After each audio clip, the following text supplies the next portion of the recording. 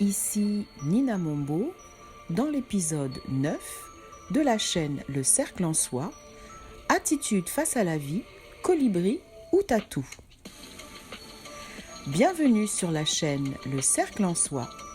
Je suis Nina Mombo, scientifique et entrepreneur.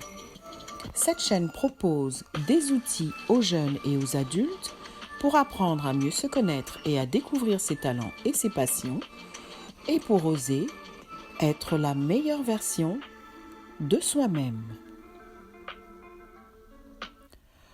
Aujourd'hui, j'aimerais te raconter une histoire qui, je l'espère, te fera voyager grâce à ton imagination au pays de la joie, de l'optimisme et de l'espoir.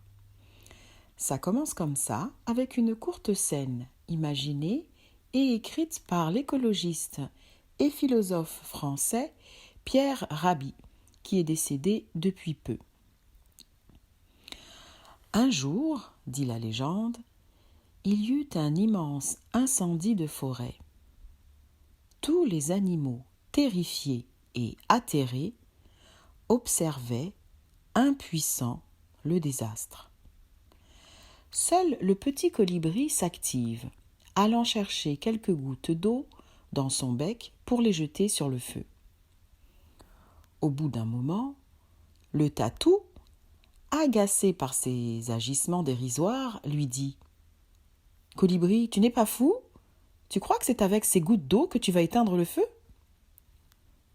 Je le sais, répond le colibri, mais je fais ma part. »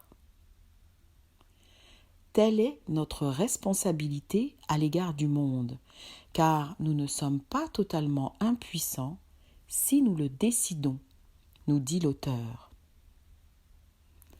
Transpose ça à toi-même. Es-tu responsable de tes actes ? Te sens-tu impuissant face aux situations que tu rencontres ?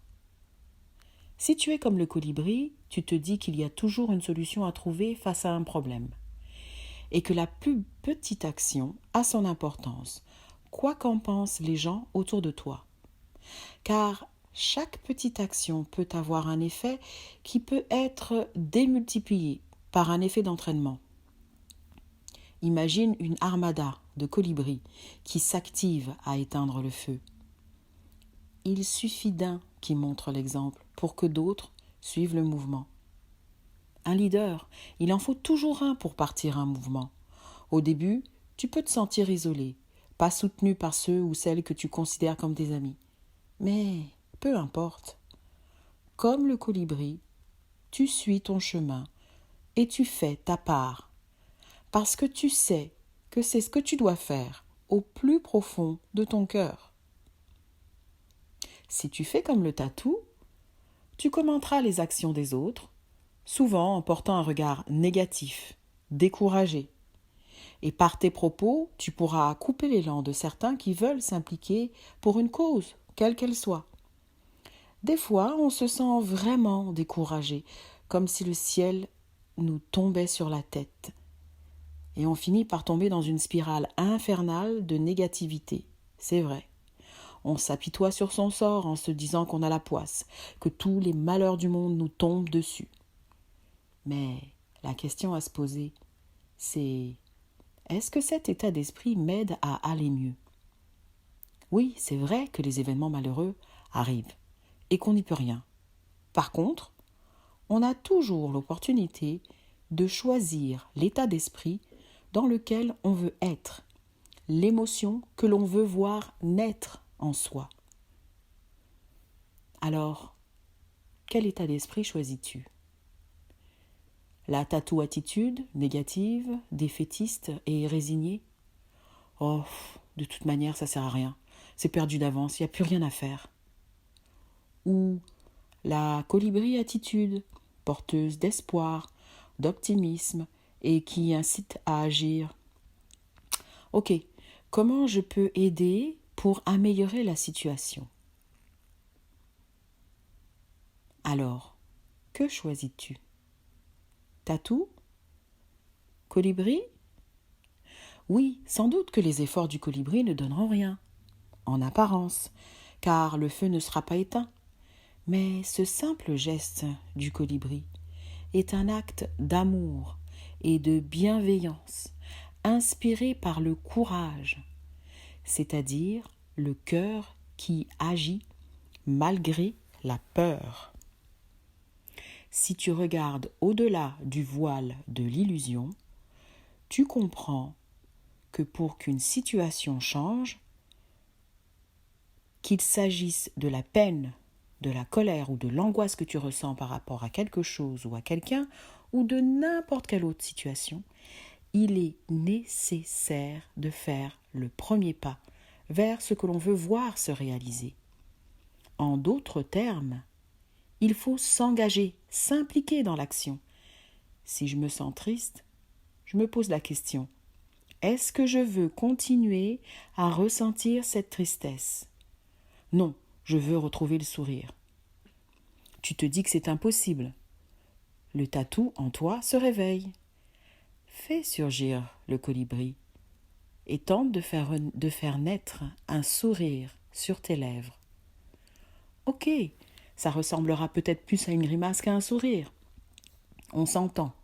Qu'importe. Félicite-toi pour ce premier sourire. Le prochain sera plus convaincant, car il viendra du cœur. C'est la petite goutte d'eau qui tente d'éteindre le feu qui dévore ta joie de vivre. L'important, c'est que tu inities un changement en toi, un changement au niveau de ton énergie, qui monte d'un cran, un sourire à la fois. Et regarde autour de toi, tu trouveras des occasions de sourire un peu plus souvent. Ainsi, tu auras la force de demander et d'accepter l'aide des autres. Le colibri en toi, ce leader que tu ignores être, prend sa place. Tu trouveras les bonnes personnes pour répondre à ton appel à l'aide. Tu tournes le dos au tatou. L'espoir est là. Une scientifique qui a vécu à la fin du 19e et au début du 20e siècle, à une époque où les filles n'étaient pas admises à l'université dans son pays, la Pologne, est partie étudier à Paris. Cette femme hors du commun, qui s'appelle Marie Curie, n'a jamais baissé les bras contre l'adversité. Et heureusement, car elle cumule tous les records, malgré tous les obstacles qu'elle a pu connaître à son époque. Elle a obtenu 2 prix Nobel, un en physique et un autre en chimie, pour ses travaux sur la radioactivité. C'est la première femme à obtenir un prix Nobel et la première personne au monde à en avoir 2. C'est aussi la première femme à diriger un laboratoire de recherche, la première femme professeure à l'université en France. Et pourtant, sa vie n'a pas été facile. Quel état d'esprit crois-tu qu'elle a cultivé toute sa vie durant ? Celui du tatou ou celui du colibri ? Voici ce que disait cette femme. La vie n'est facile pour aucun de nous. Nous devons persévérer et par-dessus tout, avoir confiance en nous-mêmes. Nous devons être persuadés que nous sommes doués pour quelque chose et que cette chose, il faut l'atteindre coûte que coûte. Je te laisse sur ces mots. Si tu as des ados, fais-leur écouter ce podcast.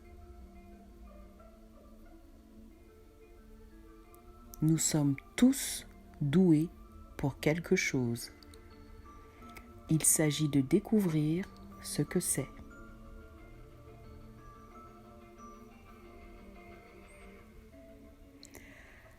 Que ces mots puissent se déposer en toi en douceur et en toute simplicité et qu'ils atteignent ton cœur et ton âme. Pour te servir, Nina.